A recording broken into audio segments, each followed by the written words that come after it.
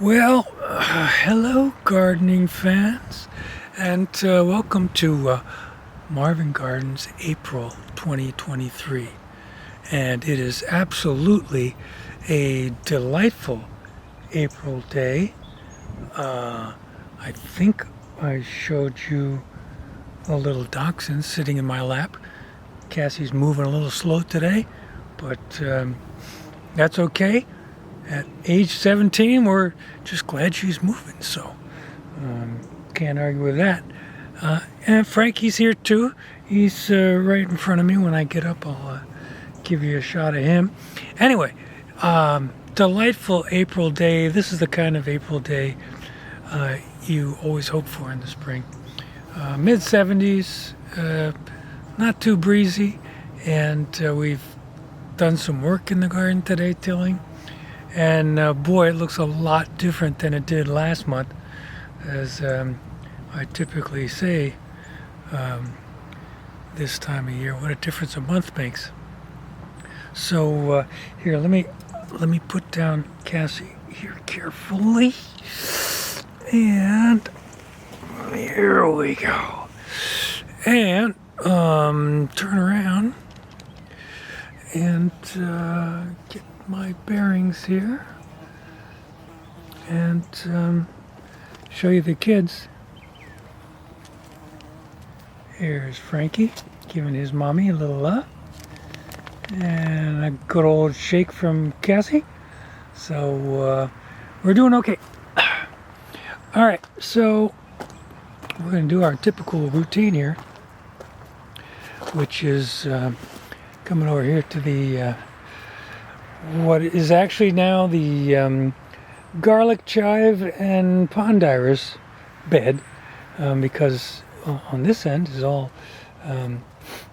garlic chives, and in the middle here, except for the weedy stuff that we haven't pulled out yet, is pond irises with a little bit of garlic chives on the end. And the greenhouse is open, but there's really nothing going on in there. In fact, we kind of still need to clean it up a little bit from the winter doldrums, so to speak. But let's head on over here to bed number one.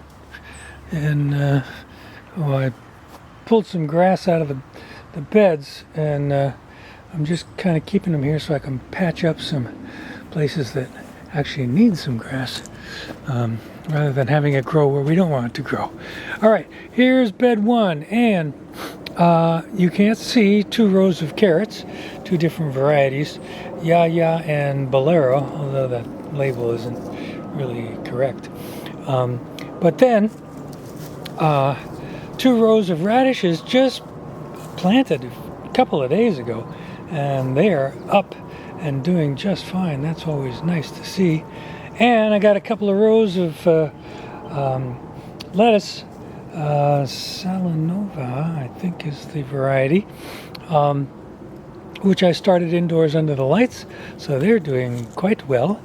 And then we're into brassicas.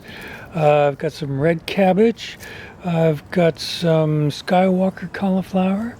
I've got some storage number 4 cabbage, as you all know, my favorite, I guess.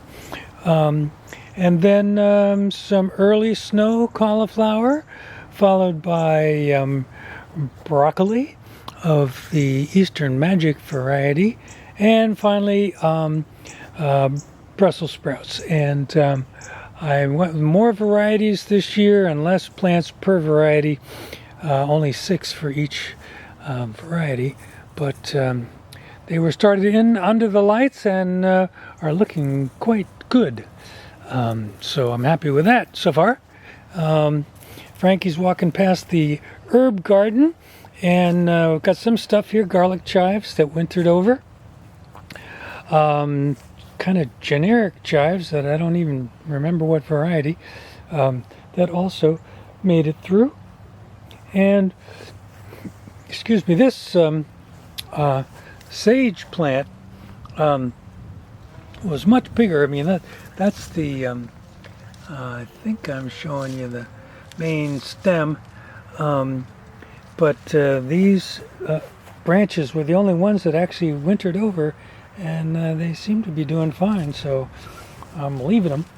That wasn't the sage that I brought inside, which never made it. And this is all the rosemary that I brought inside that made it. Just that that one sprig there, but it's green and growing, so I brought it out here and planted it. The creeping thyme that I brought inside didn't do anything. I mean, it looked fine for a couple of months and then it just all died. But look at this. I showed you this last month because it was already coming in.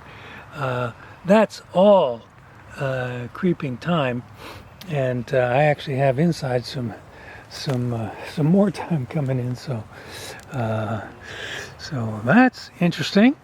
It's been a fairly dry April, so we don't have any big standing puddles, but we've been mowing like crazy already. In fact, I think the French ballerina is out front mowing as we speak, and boy, you get to April 15th and it's time to mow, because once the grass decides to start growing, it grows in a hurry. This guy looks the same as he did last time. I won't bore you with what I still have to do, but meanwhile the onion bed is thoroughly, completely planted. Those flags are just markers for a 1 foot row spacing that I typically do for all the onions. This end right here, these are scallions, and I think you can see them there. And then next to them is a variety of what's supposed to be a very large onion that I started from seed inside. I don't know if I'm going to get the results that the grower that created these seeds did, because I think he starts them in the fall and lets them go inside all winter before getting them out. But I couldn't do that, so the rest of this are our typical 3 varieties of onions. Patterson on this end, and then Red Wing, and finally candy onions.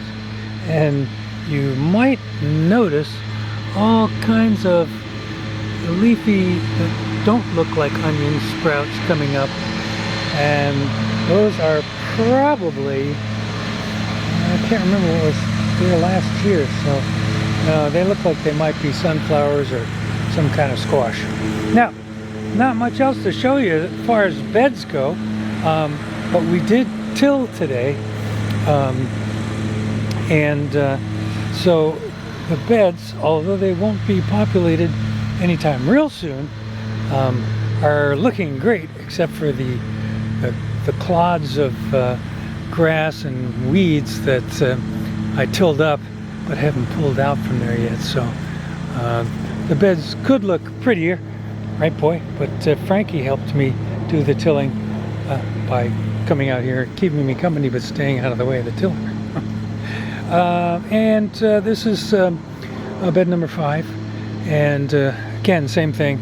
I try to reclaim some of the edges that have been overtaken by grass and weeds, so there's a lot of those clumps that are still in there, and there is actually, you can see that those are bee balm. Now there's a lot of grass here where there should be bee balm coming up, but I'm guessing the bee balm will eventually come up. If not, I'll pull that grass out of there so that they have some room to grow. And here's our Sky Manor marsh, and it's ever expanding. Now if you look here, you can see, all these brown things are last year's cattails, but coming up already are these, and they're further outside the previous perimeter. And they're also outside. Whoops, that's the wrong way. They're also, I don't know if you'll be able to see them from here, but they're outside there. Now, I do have something to show you in the asparagus bed. So I guess we'll take a quick walk out there. And okay.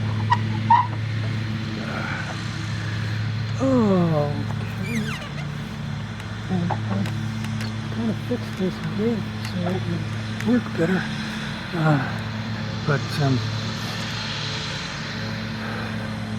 you don't care, do you? All right. All right. So here are those cattail shoots coming up already, clearly outside the old perimeter, and the other shoot that's worth looking at is right there, right?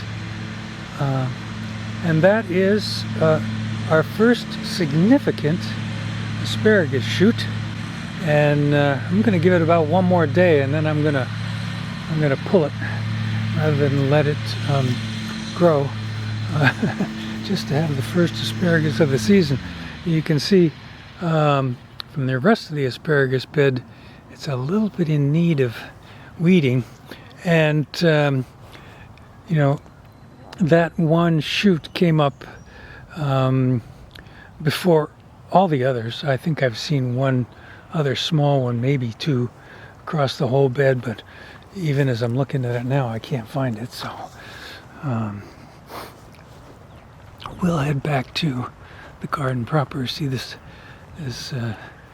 cabling that I put on the gate here that helps keep it up, because it's such a long gate, and it works. Okay. Oh.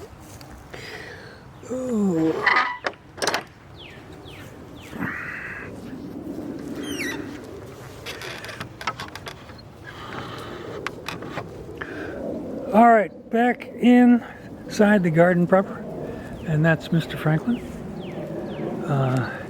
leading the way, as he likes to do. Cassie's off there in the distance, kind of walking around. That's always a good sign. We've got the umbrella up. Like I say, it's a beautiful sunny day. The fire pit looks pretty nice.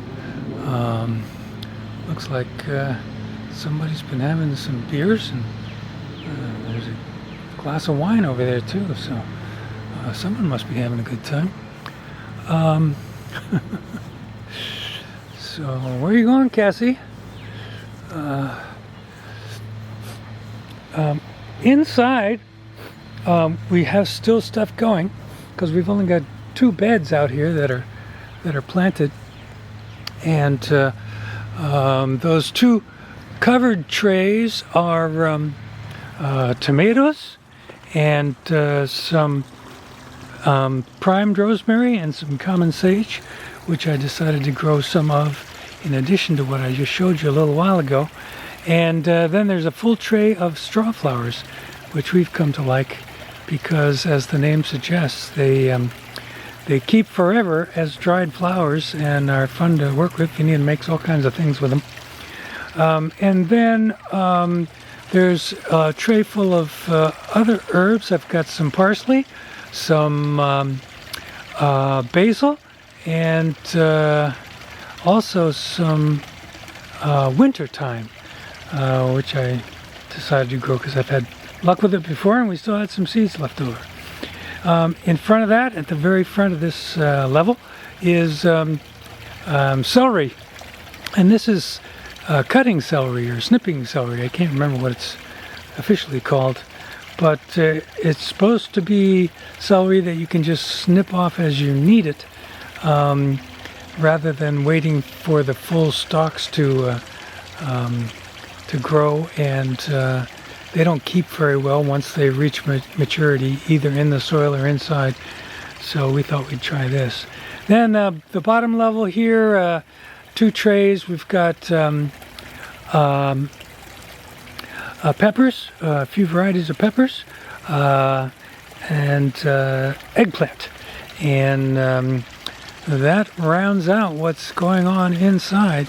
And none of those guys will be outside for quite a while yet. And that brings us to the pond. And you can see the Japanese maple is starting to look magnificent. We're in the kind of maple tree lime green stage where they're blooming and they're that light green color all over the place. I imagine I'll have some drone footage going. We've got frogs at the pond. That guy right there.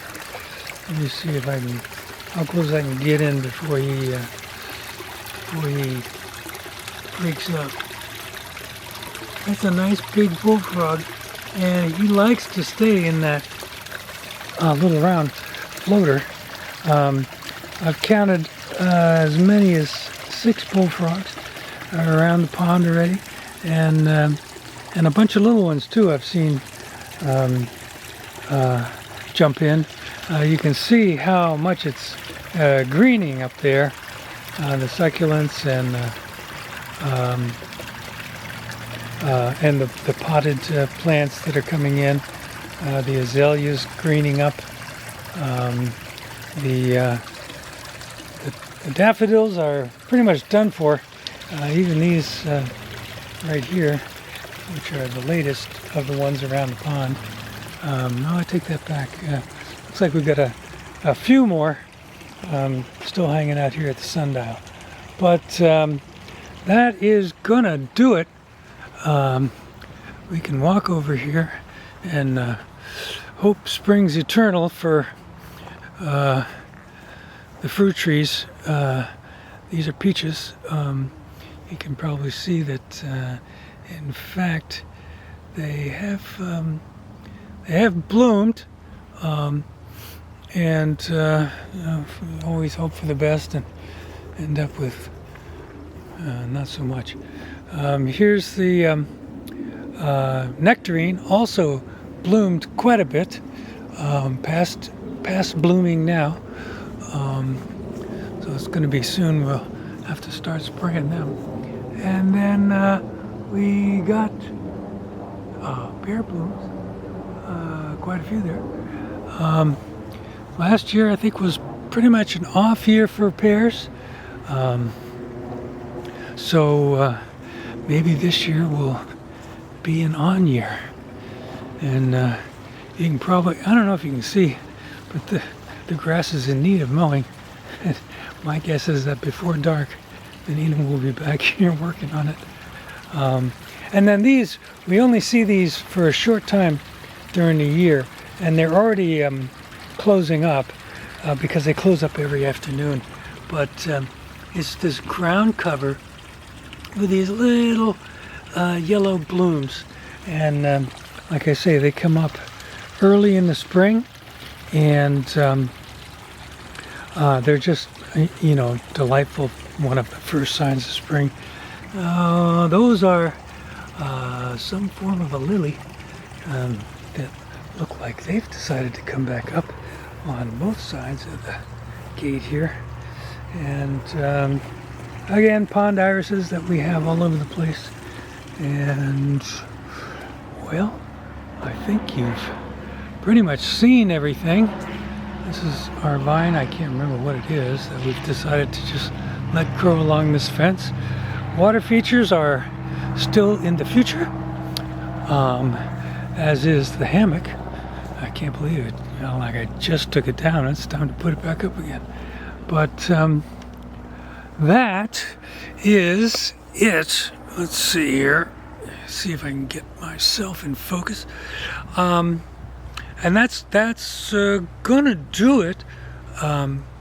This is, like I said before, Marvin Gardens April 2023, an absolutely delightful April day, and I'm feeling pretty good about the start to the garden. Everything looks pretty healthy. I'm getting things in on time, and got lots more to go. So that means we'll see you next in May. And May, as you may recall, is the busiest outdoor month at Sky Manor. And everything breaks loose in May. So we always look forward to that. All right. So that's going to do it. I hope you guys are having a great spring. We've had a warmer than normal one, which was nice. A welcome continuation of the disappointing warmer than normal and no snow winter. But since it turned over quickly, and it's been nice. So we'll see you next time in May 2023. This is Marvin Gardens, April 2023. See you all later. Bye.